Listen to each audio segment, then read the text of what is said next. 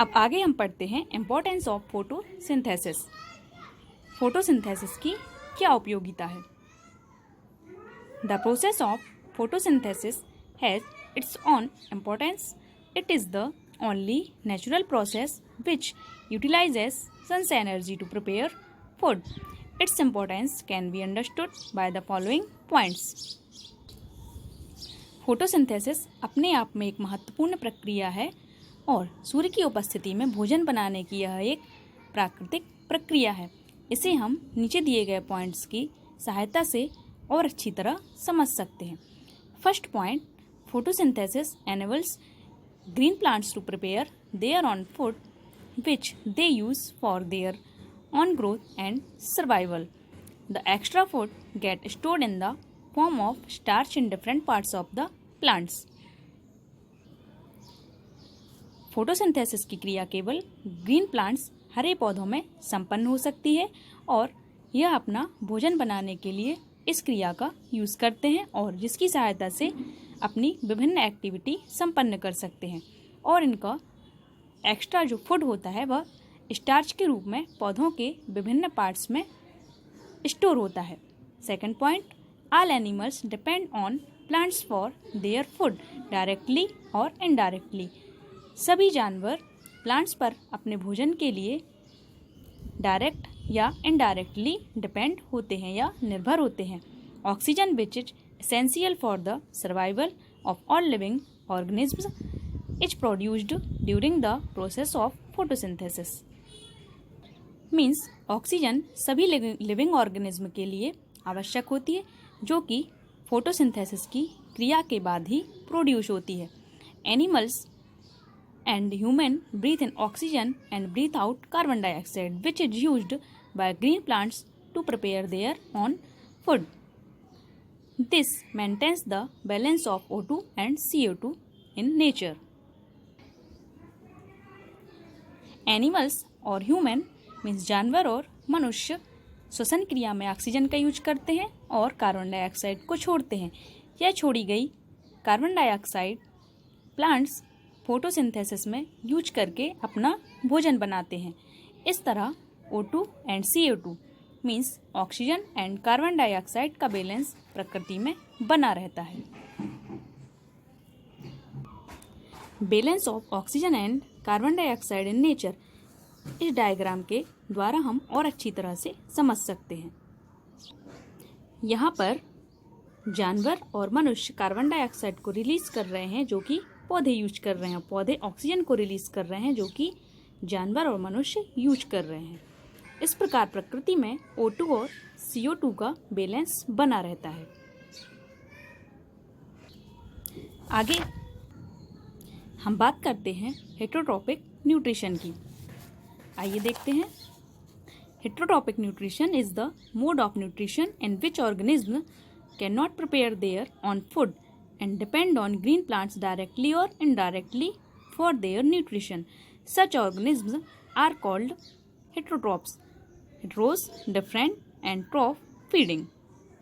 Means heterotrophic nutrition का वह प्रकार होता है जिसमें ऑर्गेनिज्म अपना भोजन स्वयं नहीं बनाते, वह अपने भोजन के लिए हरे पेड़ पौधों पर डायरेक्टली या इनडायरेक्टली डिपेंड होते हैं, निर्भर होते हैं। ऐसे ऑर्गेनिज्म हेटरोट्रॉफ्स कहलाते हैं। Heteros mean different and troph means feeding. Although most plants are autotrophs, but there are some plants that obtain their nutrients from other plants and animals. Such plants are called heterotrophic plants. कुछ plants autotrophs होते हैं लेकिन कुछ plants अपने भोजन के लिए other plants और एनिमल्स पर निर्भर होते हैं। ऐसे प्लांट्स को हम हेटरोट्रॉपिक प्लांट्स कहते हैं।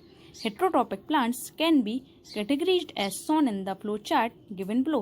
Heterotrophic plants को हम इस चार्ट के द्वारा समझ सकते हैं। Heterotrophic plants, first parasitic plants, second sporophytic plants, insectivorous plants, symbiotic plants. अब एक एक करके इन सब के बारे में हम स्टडी करते हैं। फर्स्ट आता है parasitic plants. Some plants like cuscuta and mistletoe that depend on other plants for their food are called parasitic plants.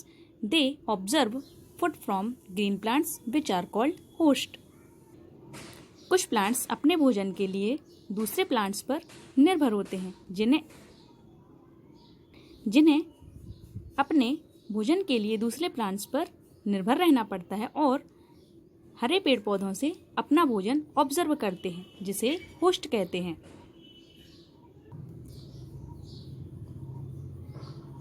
In a parasitic relationship, only the parasitic plants benefits.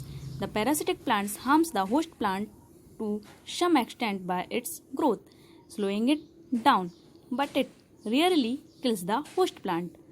Parasitic relationship में केवल parasitic plants का ही लाभ होता है, वह ही केवल अपना भोजन उससे प्राप्त कर सकता है, मीन्स दूसरे पेड़ पौधों से अपना भोजन प्राप्त कर सकता है, लेकिन वह उसे कुछ भी नहीं देता, कोई भी पोषण उसे नहीं देता, केवल अपनी ग्रोथ के लिए ही वह दूसरे प्लांट्स से भोजन प्राप्त करता है। सेकंड आता है saprophytic plants. Organism like mushrooms, moulds and yeast which feed on dead and decaying organic matter are called saprophytes.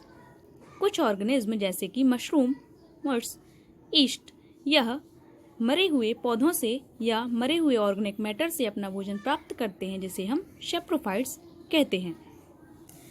Third होता है insectivorous plants. The plants which eat small insect, spiders etcetera are called insectivorous plants. वह plants जो विभिन्न प्रकार के कीड़े मकोड़ों को खाकर अपना जीवन यापन करते हैं उन्हें हम इंसेक्टिवायरस प्लांट्स कहते हैं। इसका सबसे अच्छा एग्जाम्पल होता है वह है pitcher plant and Venus flytrap. अब आता है fourth symbiotic plants. The plants which live in association with other plants and share shelters and nutrition thereby mutually benefiting from each other are called symbiotic plants. Such a relationship between organisms is termed as symbiosis or symbiotic association. Some example of symbiotic association are lichen. इस process में plants जिस plants के ऊपर निर्भर होता है उसका shelter और न्यूट्रिशन दोनों बराबर मात्रा में बांटते हैं और एक दूसरे को बेनिफिट भी होता है जिसे हम सिम्बायोटिक प्लांट्स कहते हैं। इस रिलेशनशिप में दोनों का बेनिफिट होता है जैसे कि लाइकेन। अब आपको first chapter nutrition in plants अच्छी तरह से समझ में आ गया होगा। इसके लिए आज का आपका होमवर्क भी रहेगा जो यह है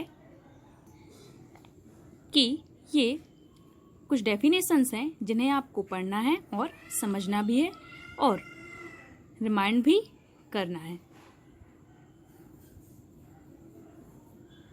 नोट कर लीजिए।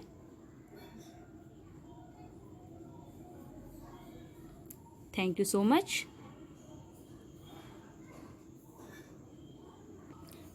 और यह हैं कुछ महत्वपूर्ण बिंदु जो कि इस चैप्टर का सार भी हम कह सकते हैं। इन्हें भी आप एक बार पढ़ लीजिए। Thank you so much.